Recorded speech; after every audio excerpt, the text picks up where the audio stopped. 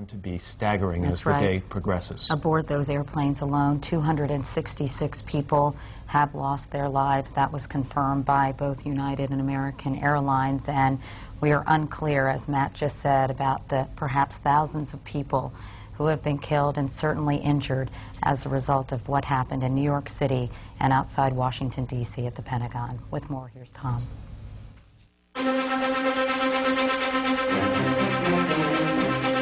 This is an NBC News special report. Here is Tom Brokaw.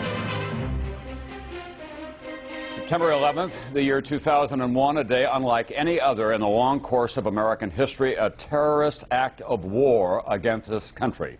President Bush saying today that freedom has been attacked by a faceless coward, and freedom will be defended. Not since Pearl Harbor was attacked on December 7th, 1941, has this country undergone such a devastating and damaging attack. And it may not yet be over. We do know at this time that at least 4 targets have been attacked.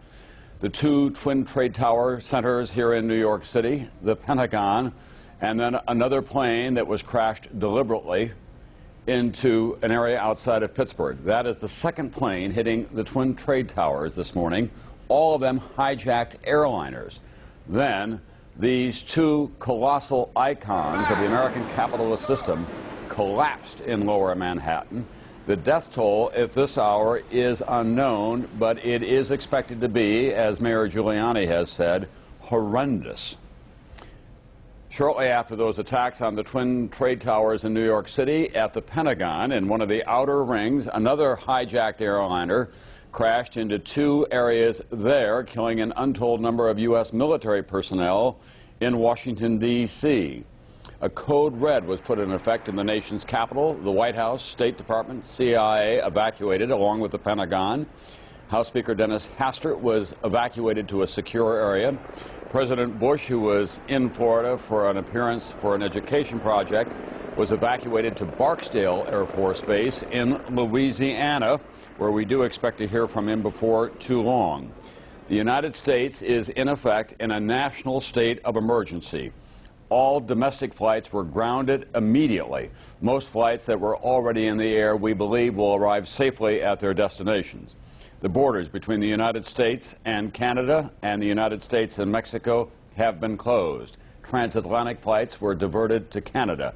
U.S. military forces in this country and around the world have been put on the highest possible alert.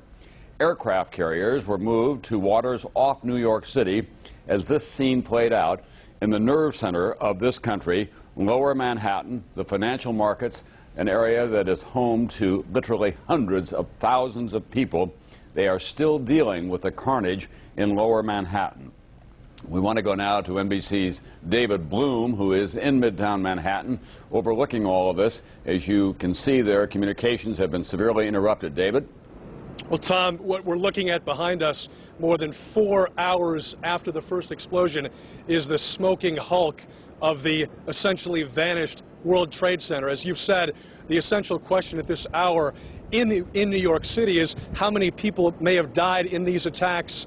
The various officials here in New York City believe that the casualty estimates will essentially go into the thousands and thousands of people. Here is the sequence of events as they happened at this hour.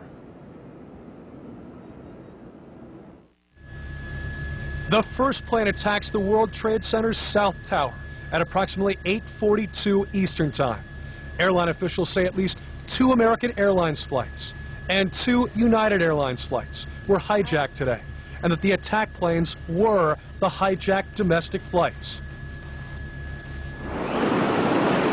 Roughly 21 minutes later, approximately 9:03 Eastern Time, the second large jetliner can be seen taking dead aim at the World Trade Center's North Tower.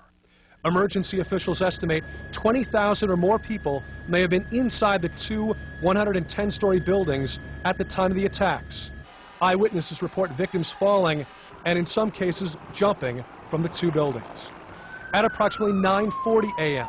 in Washington, D.C., a third hijacked plane crashes into the Pentagon in a burst of flames, one side of the building collapsing. Non-essential personnel from federal buildings, including the White House and the U.S. Capitol, are evacuated. 9:59 a.m., the South Tower of the World Trade Center collapses.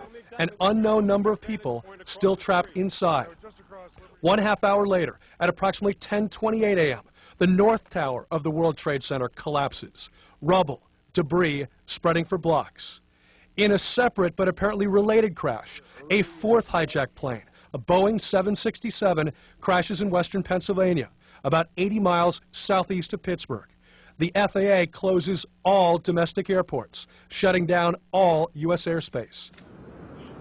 So again, Tom, 4 hijacked airplanes. We know what happened to each of the 4. Other officials investigating now, both apparently the worst terrorist attack in the mainland United States ever. Tom? Thanks very much, NBC's David Bloom. What we don't know is who may be responsible for these attacks. There's a lot of speculation, obviously, about Osama bin Laden, who is a Saudi dissident who is believed to be harbored somewhere in Afghanistan, but no one is claiming responsibility. In the West Bank, however, the Palestinians in the streets are cheering and celebrating these attacks on the United States, even though Palestinian leaders have condemned the attacks. We want to go now to NBC's Pat Dawson, who is down near the World Trade Center, because the big question, obviously, in New York City and across